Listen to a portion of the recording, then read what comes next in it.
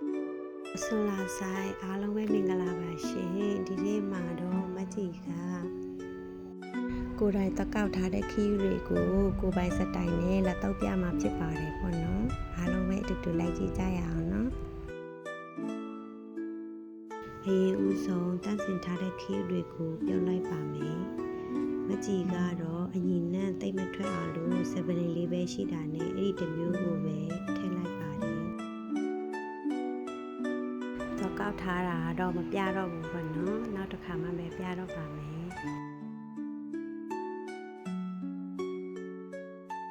ဒီအလုံးကြီးခီးတွေကိုတခြားဒေသမှာတော့ဘယ်လိုခေါ်လဲမသိဘူးเนาะမကြီးတို့ဒေသမှာတော့2000ခွန်လို့ခေါ်ပါတယ်2000ခွန်မှပေါ်လို့ပါဒီအခုမကြီးတို့လက်ရှိနေတဲ့နေရာမှာကငါးကအဟောင်းတွေပစုံကအဟောင်းတွေများတော့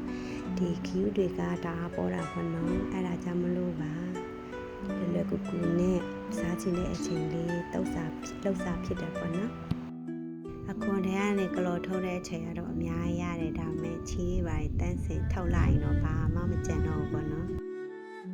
ဒီရလာတဲ့ခရုအသားတွေကိုတော့တတိချာထက်ကရည်ပြန်စေးရသေးတယ်ပေါ့နော်အဲ့ဒါပြီးတော့ပါလီထားပါမယ်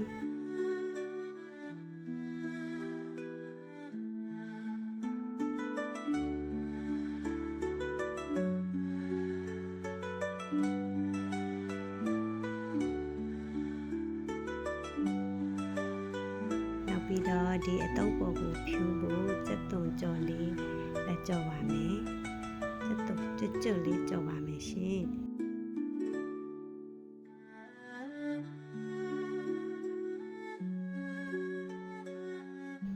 စက်သွန်ကြော်လေးရပါပြီရှင်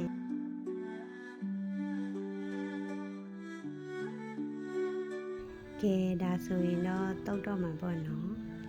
အမကတုပ်ဖို့ပါဝင်တဲ့ပစ္စည်းတွေပါစားတကြားအချုံမုတ်ငရုတ်သီးမုံငံပြာရည်တံမြာသီးညှစ်ထည့်ပြီးတော့တခါအရင်နက်အောင်နေလိုက်ပါမယ်နော်အဲ့ဒါမှအရသာတွေနဲ့ဆက်ပြီးတော့ပူစားလို့ကောင်းပါမယ်ပေါ့နော်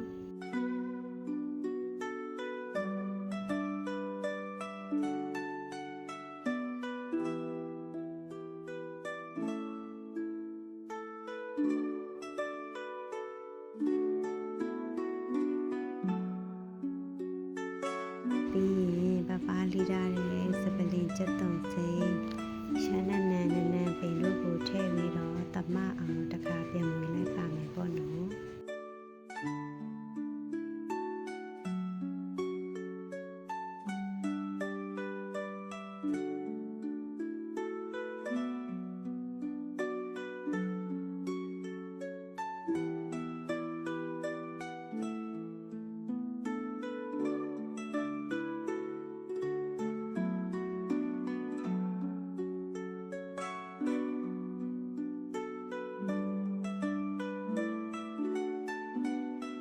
ကဲနောက်ဆုံးမှာတော့အဓိကမိန်းဖြစ်တဲ့ချက်သွန်ချက်လေးကိုဖြူလိုက်ပါမယ်နော်